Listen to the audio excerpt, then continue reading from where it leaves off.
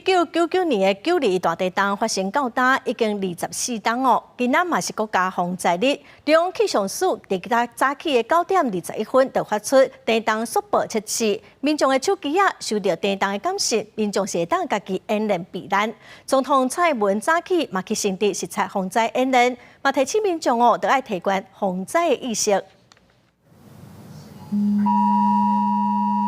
早起9点21分，手机声音响起来，这是中央气象署配合国家防灾日演习传送的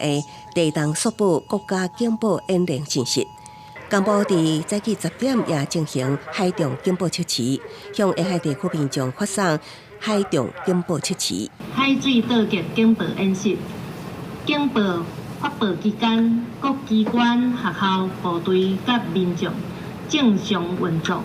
台东县政府合起来35台警报器，配合演练释放近海海中警报。警察局甲民防管制中心也开设海中警报作业，宣导甲广播方式比较飞行甲高铁广播模式。为了兼顾各族群需求，特别录制包括国语、台语、客家语、阿美族、台湾、闽南等11种语言广播。当重大灾害发生的时候，我们会透过全面切换电视频道以及广播电台的插播机制，来发送紧急应变的讯息。为了配合地震发生时的灾害演练，早起10点59分起，各间有线电视频道自动切换到公视频道播放灾防信息，同时播放总统蔡英文对民众的谈话，